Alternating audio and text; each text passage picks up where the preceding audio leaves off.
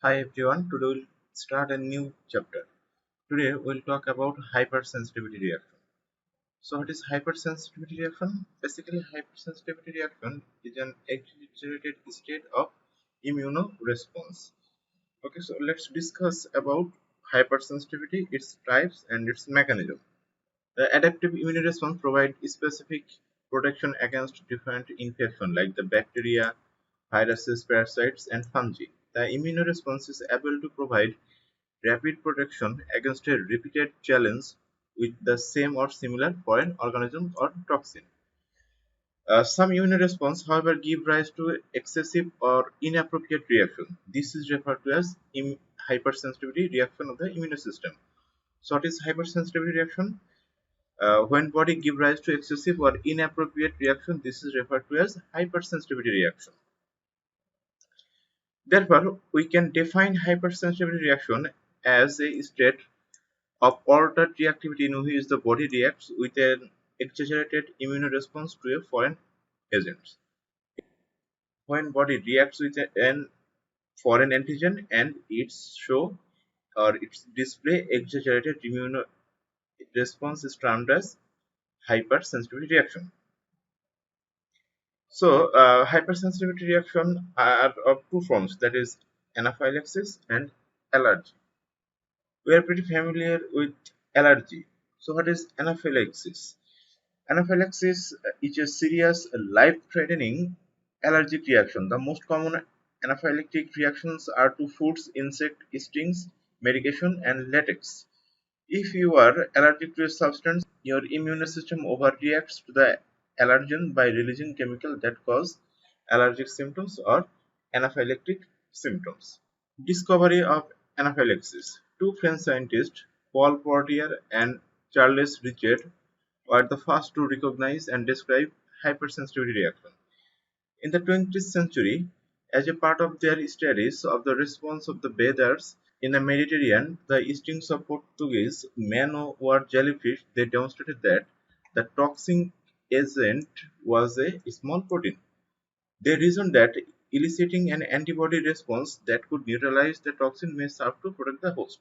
They found out that uh, a small protein is responsible for the toxic activity in the bathers. The reason that eliciting an antibody can neutralize this toxin and serve to protect the host. Therefore, they injected low doses of small toxin to dogs to elicit an immune response and followed with a booster injection a few weeks later. However, instead of generating protective antibody response, the unfortunate dogs responded immediately to the second reaction with vomiting, diarrhea, asphyxia, and death. Richard coined the term anaphylaxis, that derived from the Greek and translated loosely as against protection, to describe the overreaction of the immune system. The first description of hypersensitivity reaction. Richard was subsequently awarded Nobel Prize in Physiology and Medicine in 1993. So this is the discovery of anaphylactic reaction by two French scientists, Paul Portier and Charles Richet.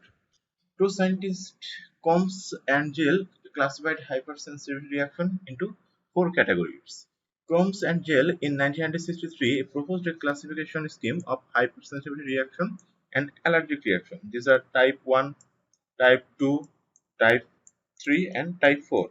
So what is type 1 hypersensitivity reaction? Type 1 is an immediate hypersensitivity reaction. Free antigens, for example, pollens, animal danders, house dust, mites, cross-link with the immunoglobulin E on the mast cell and basophils, which causes release of the vasoactive biomolecules, which ultimately trigger the type 1 hypersensitivity reaction. So the main mediator here is immunoglobulin E. So what is type 2 reaction, hypersensitivity reaction? It is antibody-dependent hypersensitivity reaction. Occurs when immunoglobulin G and immunoglobulin M antibodies are produced against surface antigens on the cell of the body. In that case, the body triggered the type 2 hypersensitivity reaction. Type 3 hypersensitivity reaction, also termed as immunocomplex mediated hypersensitivity reaction, involves the formation of immunocomplexes in the circulation that are not adequately cleared by the macrophages or other cells of the reticular endothelial system. So immunocomplex that is not cleared by the macrophages or the cells of reticular endothelial systems trigger type 3 hypersensitivity reaction.